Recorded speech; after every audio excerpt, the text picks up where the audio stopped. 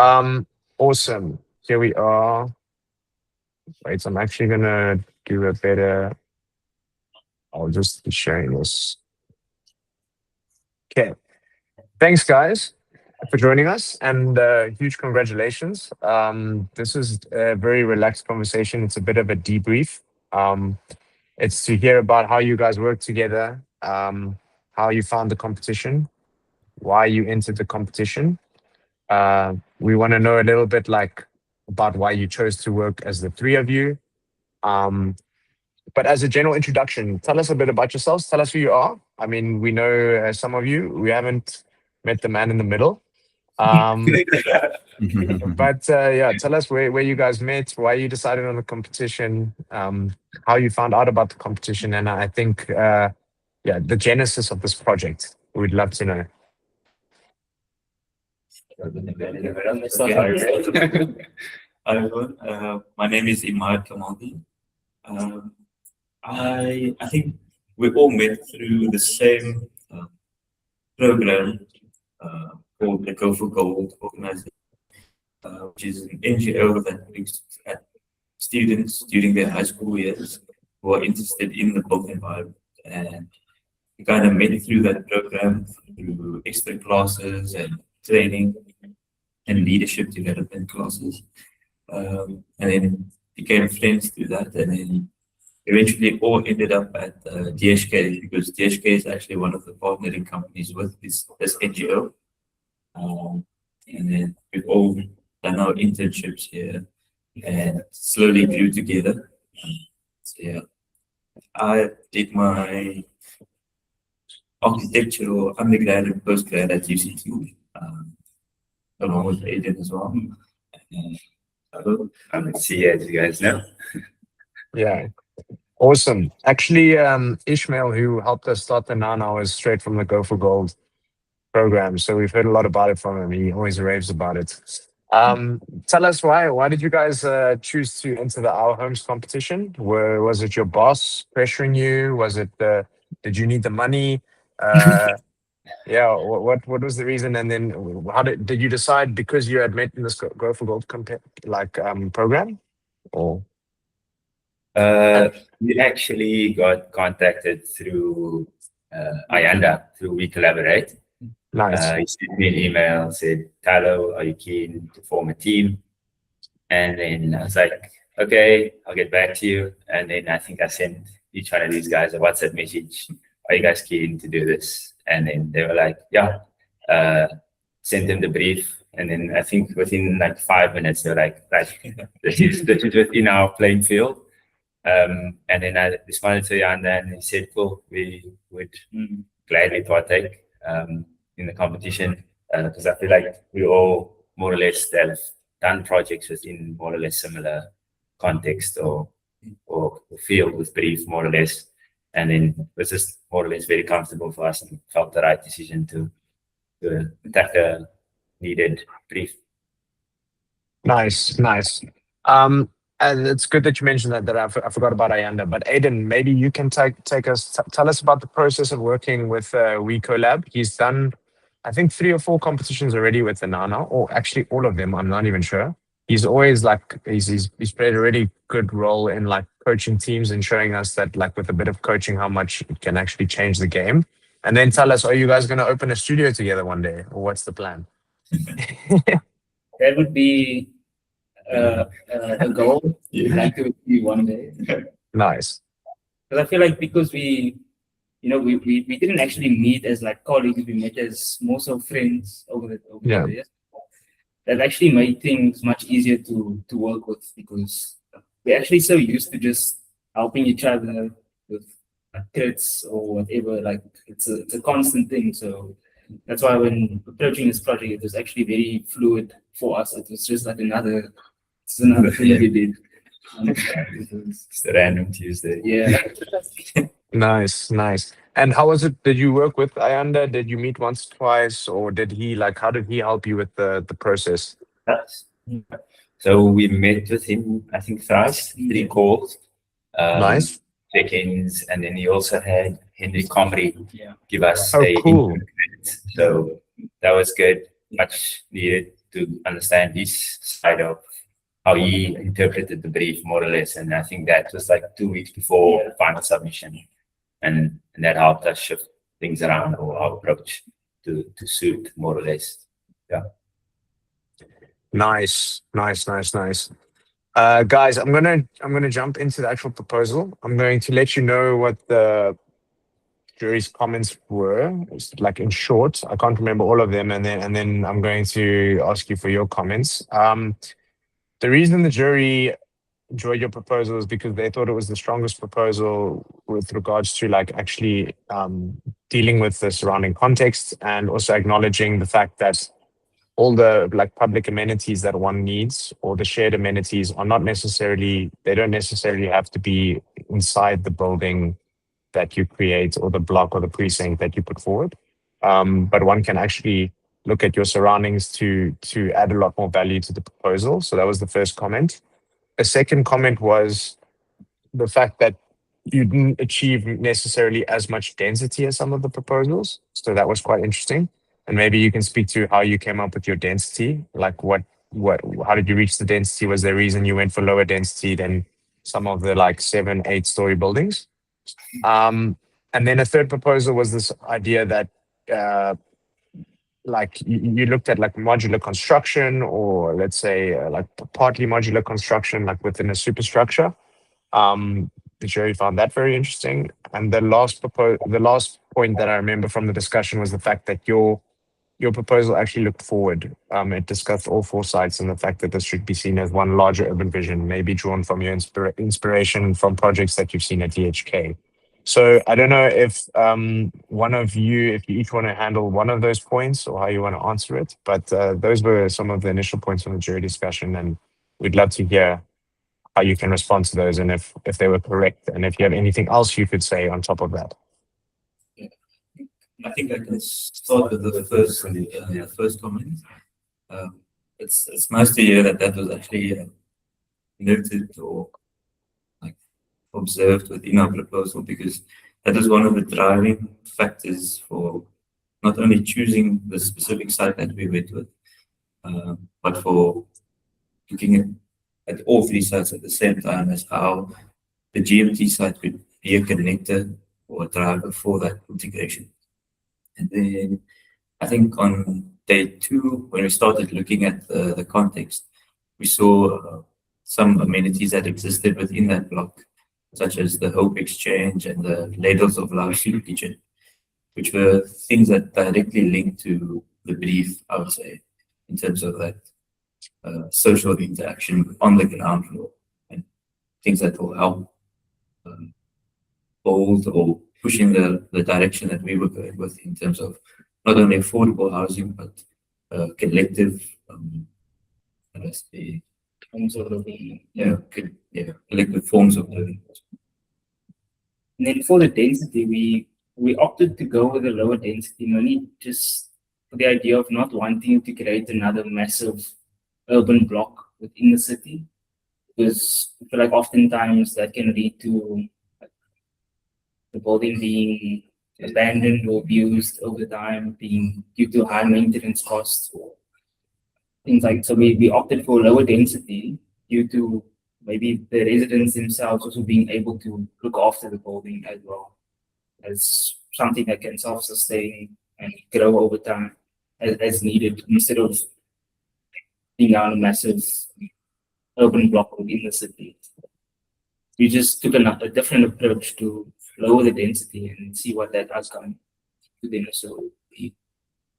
If I could jump in before you answer the last 2 points, Tyler, how did you guys deal with the idea of providing market-related units and inclusionary affordable units within the scheme? When you discussed this, like, how did you discuss this, and what are your thoughts? The transitional housing thing. So that was also kind of my idea, because obviously, as you know, with Sissy Go that I did last year, so I took there was a lot of inspiration that actually came from that project in terms of the housing strategy, looking at the Pickwick Up transitional housing just down the road. So there was a few precedents within the city that already exist in terms of low cost transitional and social housing.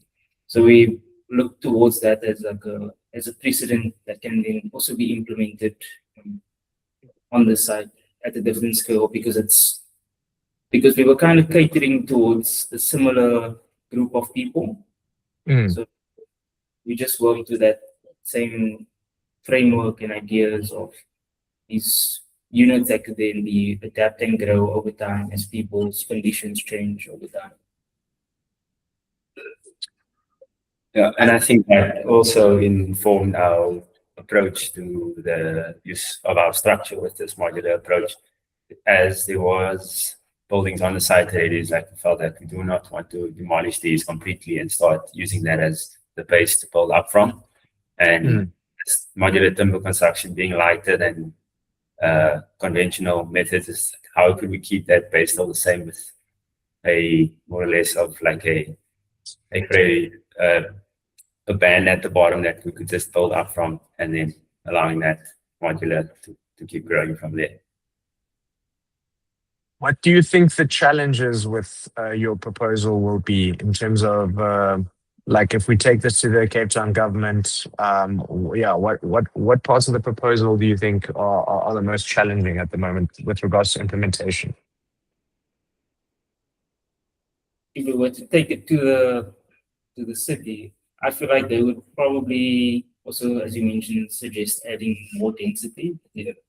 I feel like that would be the first comment or suggestion. So it's a tough thing to also combat that, as in terms of what the design is actually trying to enforce. So I'm not sure in that scenario what the I think another challenge will probably be like South Africa's preconception of modular construction and prefab construction. The fact that I think you'd have to, through technical detailing, justify like the robustness and the maintenance of these structures. Do you want to chat a bit about that and your thinking? Like, how deep did you go into the modular construction and prefab construction of your proposal? I think during the time of discussing like the design and materiality, I think we just came back from the wood conference, and we learned quite a lot from that in terms of a lot of the work goes into the preparation and convincing clients or the city to actually go with timber. So I think we didn't go too far, but I think our thinking is that if we were to actually go ahead with this, a lot of the preparation would be in designing the pieces that hold this puzzle in a way that when maybe the first 3 stories are built and people start taking or having agency over their own spaces, they are able to then carry that forward with these puzzle pieces that we've designed. I think on the ground floor, the idea was that this avenue becomes like a productive space where it not only takes to the city varsity, but extends that as a learning corridor with workshops and skills building spaces like that. Yeah. Nice. Nice, guys. I think you've created a proposal which is very like it's interestingly luxurious in a way that the detailing makes it feel like thought provoking, and it doesn't feel like necessarily like a traditional, robust, affordable housing proposal. And I think that's also a part that the jury really enjoyed. Elohim, I'm gonna open up to see if you have any final questions with regards to the proposal, and then I'll ask you 2 more questions on the future and how you guys see such proposals being used. I'm not sure if he's listening. Okay, or he's on mute. Okay, I'll jump in. This proposal, if you now in the future, we would be interested in, for example, grouping the top 10 proposals into some sort of presentation format, taking it to various stakeholders and presenting it. what do you guys as a team, after this competition concludes, think the value of these proposals is? And how would you, if you had to use these proposals to garner additional work, make a difference, explore something, meet someone, what sort of ideas would you have with regards to your proposal and how you can use it in the future? I think for the first point you made, I feel like these proposals actually add to a much larger conversation. It's a very frequent topic, especially within the city in its current in the current state of housing. So I feel like having these proposals can actually show that there are somewhat of ways, some ways that can actually then be, I can say, like be introduced to these specific topics. Like for example, at the GMD building, like how that, just looking at ways in which that can actually start to benefit the surrounding communities and the public amenities, instead of just being, as the whole brief talks about, just a parking lot for cars that no one uses. So Yeah, I think building on that point, it's like showing people that we actually are thinking of these things, especially with like the topic of housing and affordable housing within the city. It's very easy to, how to say, always like not complain about it, but it's something that we always like fighting for. And seeing proposals like this, I think to anyone would be at least giving some sort of hope to see that people are thinking about this and caring for this very sensitive topic, very crucial Yeah. topic. Nice. Tyler, do you have any final words? Yeah, I think once these top 10 proposals are combined, I do think like if it does go to the city or external funders, I think all of them can be combined as a sort of framework for what could be possible and what are some ideas that strong ideas could be taken from all 10 and implemented as a design framework that could be used as methods for sites like as identified where there's potential for greater use of that public land. So I definitely think the combination of all 10 would be good to actually try and understand and see the different viewpoints and understandings of brief. Yeah. Nice. No, thank you very much, guys. Thank you and well done again coming second. You should be very proud and your office should be very proud. I hope your bosses give you a day off as a reward. Closing question. If you were to organize the next competition, each of you, it's a quick fire round. What topic would you choose and where would you put the competition? It's a very interesting The question. only rule is it cannot be outside of Africa. that's a loaded question. Yeah. Don't overthink it, Aidan.